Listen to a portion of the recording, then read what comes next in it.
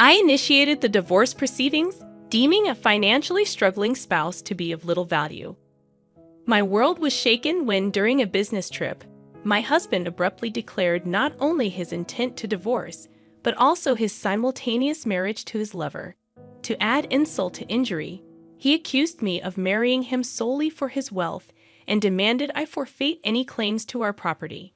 Confronting my indifferent husband, who had always treated me with disdain since our marriage, led to his unraveling and a downward spiral to rock bottom.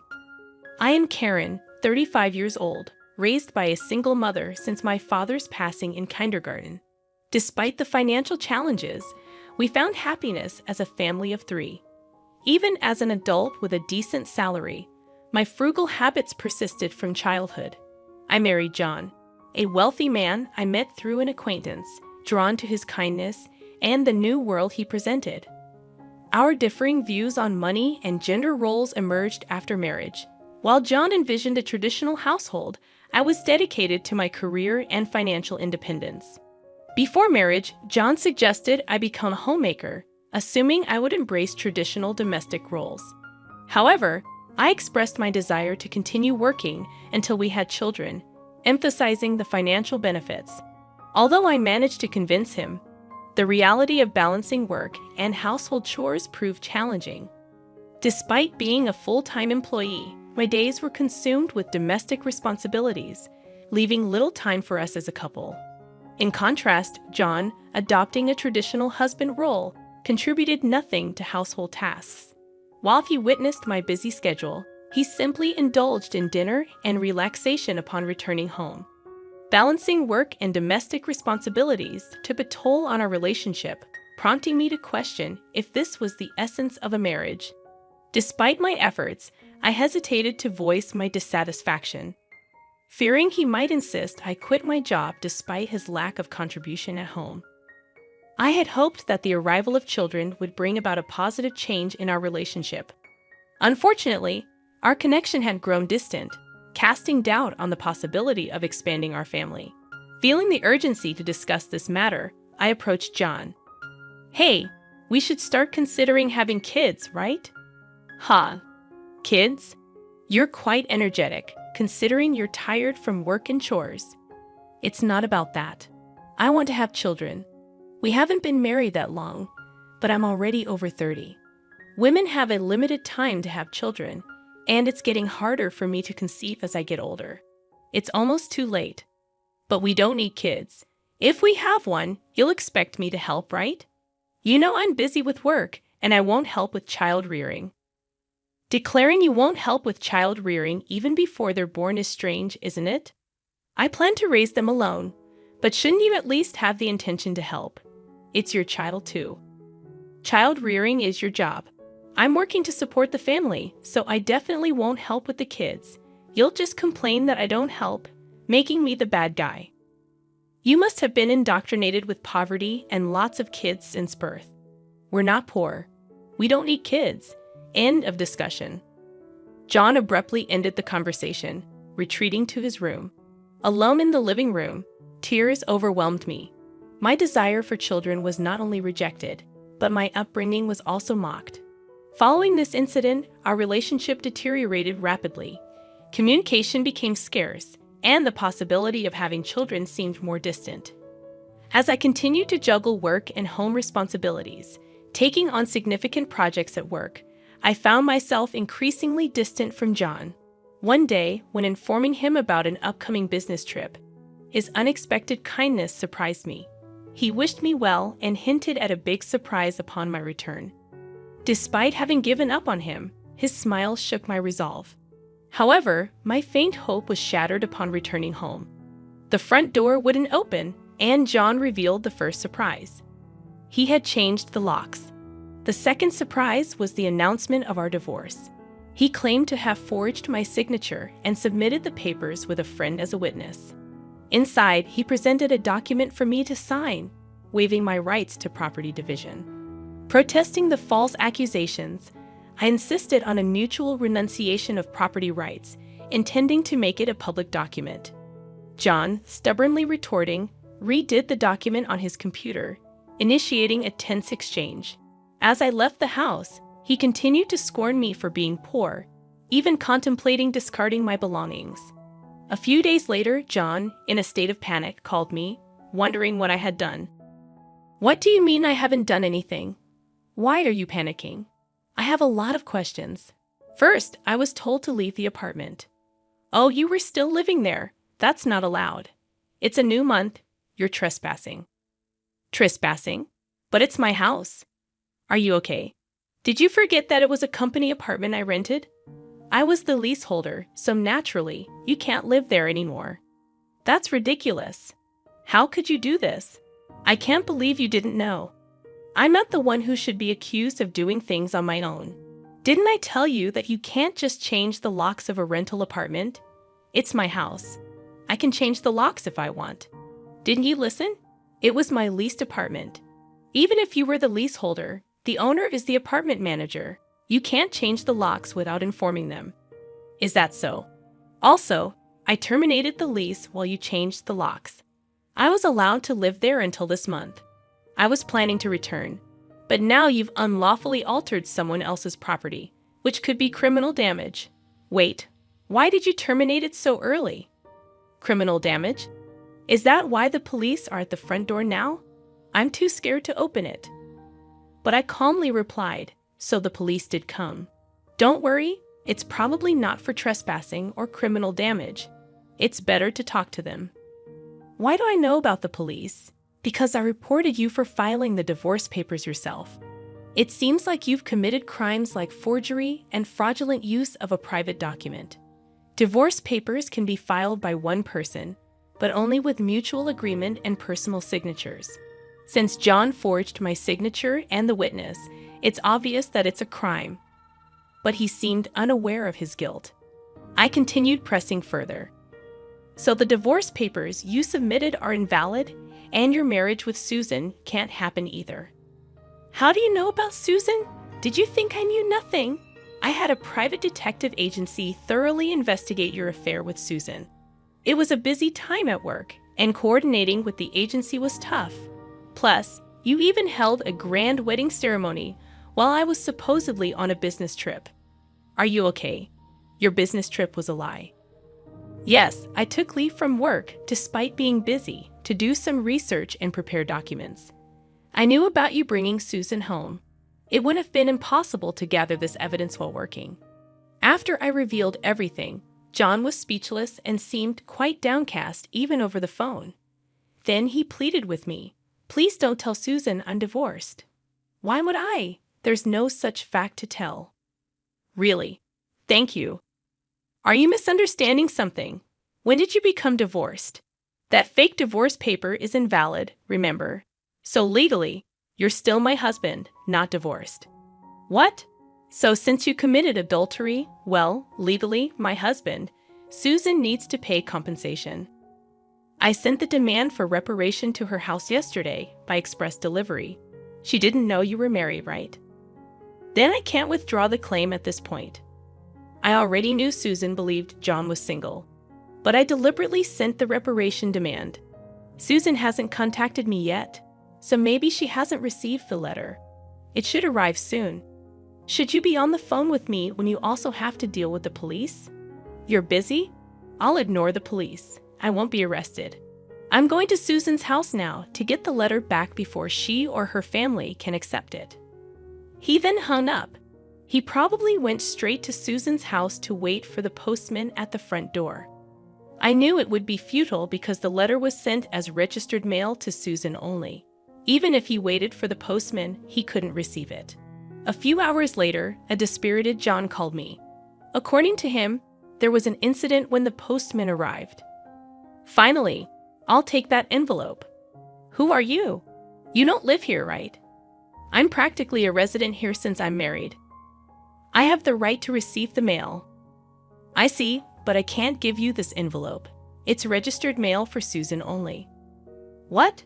Give it to me. Absolutely not. If you're so eager, ask Susan for permission. What's going on here? Oh, John, what's all this noise? What's happening? Ah, Susan, this is registered mail for you. This man insisted on taking it. Sorry for the disturbance. Now I'll be on my way. What's this? A demand for reparation. John, you are married. What's going on here? Sorry, it's just, she's an ex-wife from a long time ago. I was embarrassed to say I'm divorced. I'm sorry for keeping it secret. But it's strange, isn't it? We haven't been dating long, and a demand for reparation? If you were divorced before we started dating, there shouldn't be any problem, right? Well, my ex-wife is crazy. Maybe she's demanding reparation out of spite because I got married. That was the excuse he gave, but such a lie was quickly exposed. The envelope included a letter I wrote along with my contact information, so Susan called me directly. In that call, I told her about the affair, the invalid divorce, and that they had a wedding ceremony while he was still married to me. Although they had a wedding ceremony, they hadn't submitted the marriage registration yet. John wanted to submit it on April Fool's Day, so it was still pending. He probably delayed submitting the marriage registration due to uncertainty about whether the divorce was finalized. After being exposed, John fled from Susan's house and shamelessly contacted me again. I still had something to tell him, so we agreed to meet at a nearby cafe. As soon as I arrived, John said, "Karen, please withdraw the reparation claim. Let's pretend we've been separated for a long time and officially divorced now. I can apologize to Susan for being secretly divorced and maybe cover it up. You think I'm desperate to stay married to you. I was going to file for divorce anyway, but since you cheated, you'll pay reparation. Just trying to extort money from me, huh? Typical of the poor. You have such a poor heart. You're talking nonsense. Depending on my answer, everything can change. There's still an option where we don't divorce. If I say no, you can't reject it, meaning you can't marry Susan, and your marital status will be exposed. Fine, I'll pay the reparation. Just divorce me now. Sign here." Then, about property division. Property division? How much more do you want to take from me? Reparation should be enough. Remember, we agreed to waive property division, right? So let's make it official. All right. You're not as bad as I thought. Thank you. We then went to a public notary, made a public document for reparation and property division, and then to the city hall to submit the divorce papers, finalizing our divorce. Relieved, I exchanged final words with John. Glad we don't have to divide property. What are you saying? I'm the one who benefits from that. By the way, do you even have assets after paying me reparation? Susan will also claim damages. She mentioned charging you for the wedding expenses. That's impossible. I'm marrying Susan. She can't claim that. We're divorced now, so there should be no problem. Still living in a fantasy. You committed marriage fraud. You had a wedding while still married. You think Susan still believes you. Marriage fraud? That's ridiculous. Susan will believe me. Believe that if you want. I heard from Susan directly. Also, weren't the guests at your wedding paid actors? You still owe them. You knew about that. I haven't paid them yet.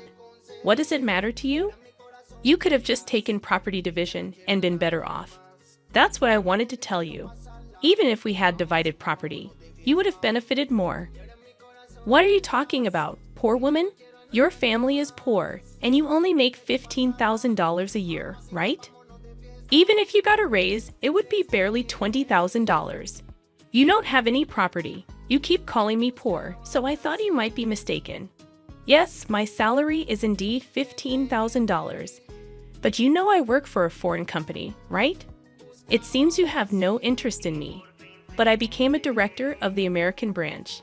It's not $115,000 per year, but per month. $155,000 per month. So that's an annual income of $1.8 million. You're still bad with numbers. How do you manage to keep a job? It's $180,000 a year. $180,000? That can't be true. Of course, I haven't had the chance to spend such an amount, so I've been saving it for the future. The savings from before our marriage aren't part of the property division, but there's still a considerable amount since our marriage.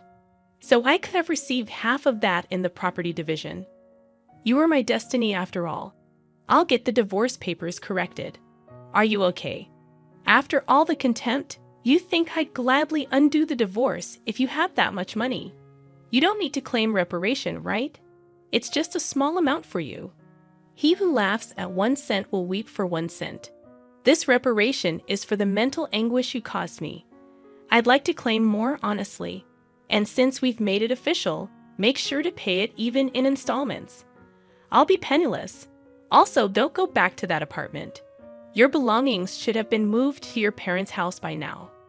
You thought I had few belongings, but that was because I had already moved. Most of them were. Were you that indifferent to me? I can't have so little, so I have to go back to my parents' house. They don't know anything yet, do they? Let me explain. Don't say anything. I've already told them everything. It's only right to explain why we're divorcing. Oh, and your father said, don't ever step over our threshold again, so I have nowhere to go. He collapsed, and I left the cafe. Later, I heard he caused trouble at the police station. Despite my advice, he went back to the apartment. He sat there aimlessly in the empty apartment until the manager called the police, and he was taken away. I'm not sure if it was for obstructing public duties, trespassing, or for the falsified divorce papers. Eventually, his parents took responsibility for him. After talking with me and learning about Susan, they decided that apologizing and paying damages to Susan's family came first.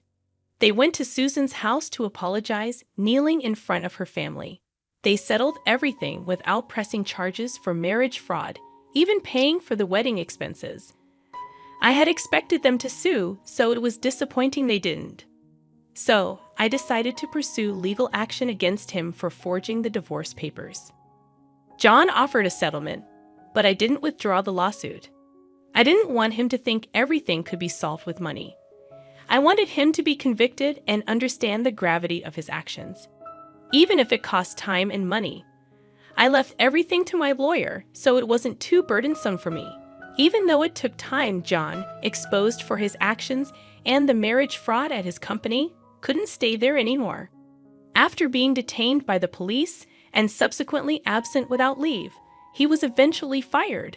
He ended up living at his parents' home, working all day at a relative's construction company. His father took all his earnings, leaving him with no income. I thought his parents wouldn't abandon him, but they were stricter than I expected. They paid my reparation and Susan's compensation, planning to make him work like a horse until he repaid everything. He lived in a shed-like place with no electricity, receiving only $5 per day for food, deducted from his salary. They plan to disown and kick him out once he's repaid everything. A harsh fate after years of hard work. I was offered a position at the head office abroad, so I moved overseas after the divorce was finalized. I worried John might come to me for help or harbor resentment, but moving abroad alleviated those concerns. I thought work would be my partner for a while, but soon I found a new relationship. I'm now dating a foreign executive at our head office, and I'm pregnant with plans to marry soon. I told him everything about my past and my ex-husband, and he's understanding. I'll take maternity leave and plan to return to work later, supported by him. He's enthusiastic about taking paternity leave and co-parenting, showing a different cultural perspective. After being tormented by my ex-husband, I finally feel I'm grasping true happiness and confidence in building the happy family I'd always dreamed of. Many suffered due to selfish spouses, and while divorce isn't always the right choice, enduring silence isn't a virtue. It's important to know that honest discussions can lead to resolutions, and sometimes divorce is a necessary option.